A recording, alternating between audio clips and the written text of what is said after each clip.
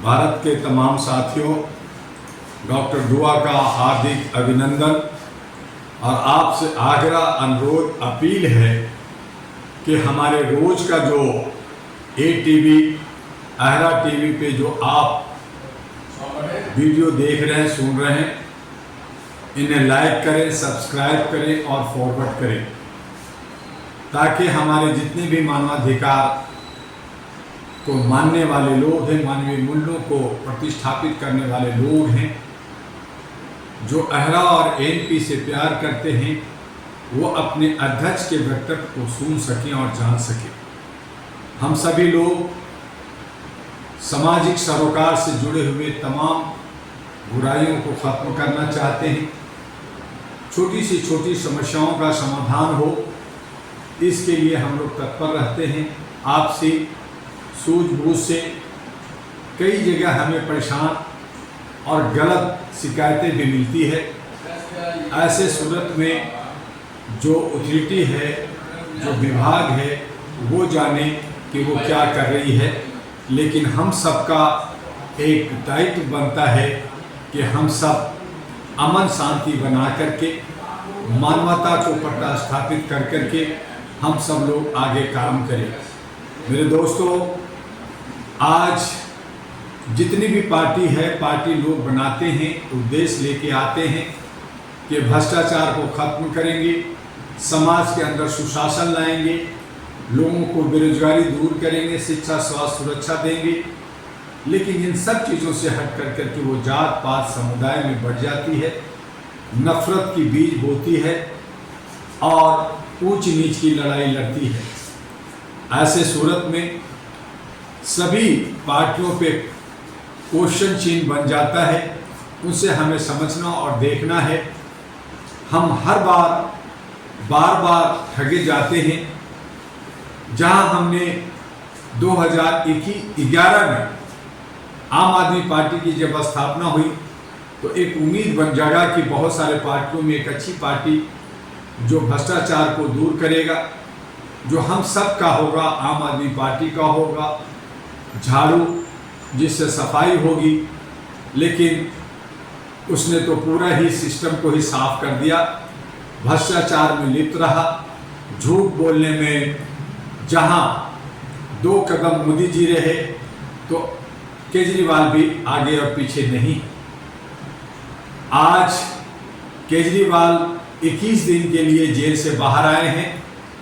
ये कहते हैं मुझे जमानत मिली है, जबकि हकीकत ये है कि ना ही इनको इंटरिम बेल मिला है, बल्कि ये जिस तरह से पैरोल भी नहीं कर सकते, पैरोल की स्टाइल में थोड़े से वक्त में इनको एक राहत दी गई है कि ठीक है साहब, आप पार्टी के अध्यक्ष हैं, आप दिल्ली के चीफ मिनिस्टर। लेकिन दिल्ली के चीफ मिनिस्टर जो उन्होंने इस्तीफा नहीं दिया और जेल में रहा कि मैं बिना इस्तीफा दिए राज करूंगा, उन पे भी वो रोक लगा दिया गया कि आप किसी तरह का प्रशासनिक कार्य नहीं करेंगे, कोई साइन नहीं करेंगे।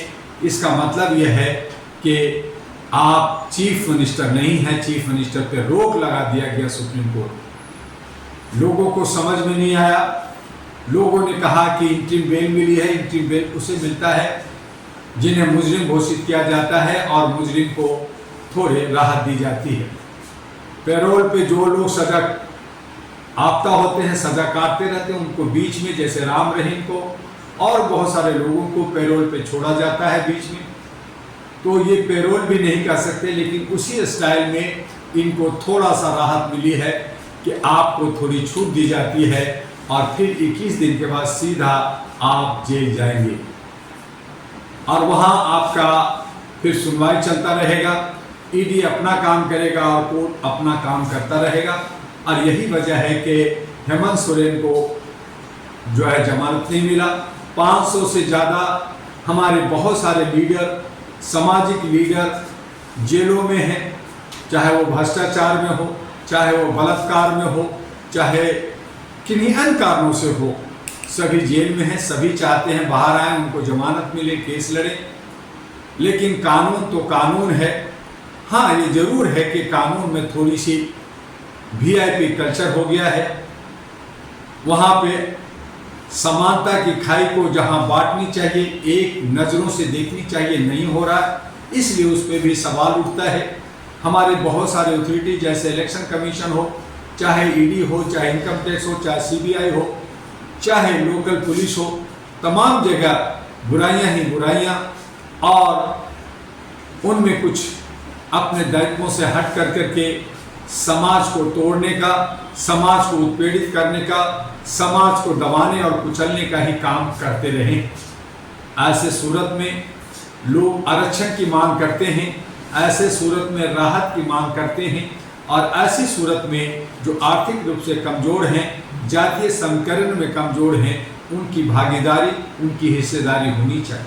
और इसीलिए हर जगह हक अधिकार की बात उठती है, आर्थिक आज़ादी की बात उठती है, हमारे रोजगार, शिक्षा, स्वास्थ्य, बेरोजगारी खत्म करने की बात उठती है, लेकिन इस पे कोई बात नहीं करता, इस पे कोई काम नहीं करना चाहता। जो लोग इस पे बात करते भी हैं तो वो जुमलाबाजी करते हैं और सिर्फ चुनाव में वोट लेने की राजनीति करते हैं, सत्ता में जमे रहने की बात करते हैं। उनसे मैं कहता हूं कि आप, अगर आपकी नीयत सही है, आप अगर सुशासन लाना चाहते हैं, समाज और देश के हित में अपने आप को कुर्बान करना चाहते हैं, तो आप जो वादा कर रहे हैं, जो एजेंडा लेके आ रहे हैं, उसका एफिडेविट भरिए और उसमें बताइए कि अगर आप फेल होते हैं तो आपकी चल अचल संपत्ति, आपकी परिवार की चल अचल संपत्ति, आपका सदस्यता खत्म होगी और आपकी जो पार्टी है, जिस पार्टी से भी आप हैं, वो पार्टी निरस्त होगी। दल बदलू का जो सिस्टम है कि एक पार्टी से दूसरी पार्टी, तीसरी पार्टी, चौथी पार्टी, ये सब सिर्फ मलाई खाना चाहते हैं, सिर्फ जो है वक्त नजाकत देख करके फायदा लेना चाहते हैं। इस वक्त भी जहां लोकतंत्र का पर्व मनाया जा रहा है, संसद का उम्मीदवारी हो रही है, अलग अलग पार्टियां सब लड़ रहे हैं, लेकिन ये भी देख रहे हैं कि जैसे ही रिजल्ट आएगा, हम कुछ पार्टी इधर से उधर हो जाएंगे, उधर से इधर हो जाएंगे, और इस तरह से जो जनता मैंडेटरी देती है, जनता जो वोट देती है, उसकी हत्या होती है, उसका विश्वास टूटता है, और वो लीडर जनता का नहीं बल्कि चंद लोगों का, गैंगस्टर का एक सदस्य बन जाता है। हम किसी प्रधानमंत्री को, किसी भी मंत्री को दोष नहीं ठहराना चाहते, क्योंकि प्रधानमंत्री को चुनता है जनप्रतिनिधि और हम जनप्रतिनिधि को चुनते हैं। इसलिए जनप्रतिनिधि अच्छे सच्चे होने चाहिए, एजुकेटेड, पढ़ा लिखा होना चाहिए, चाहे नौजवान हो, चाहे युवक हो या युवती हो, लेकिन हमारे आपके बीच से होना चाहिए जो देश और समाज के लिए, राष्ट्र के लिए काम करता हो, सबको साथ लेके चलता हो। कश्मीर से कन्याकुमारी, कच्छ से कटक तक हमारा है, और all India human rights association का राष्ट्रीय अध्यक्ष होने के नाते हमने भारत का 5 बार भ्रमण किया। लोग जो है 200-2000 किलोमीटर चलने की वाहवाही और शाबाशी लेते हैं, जो एरोप्लेन में, जो हेलीकॉप्टर में, जो है आरामदायक बसों में घूमते हैं और कहते हैं कि मैंने यात्रा की।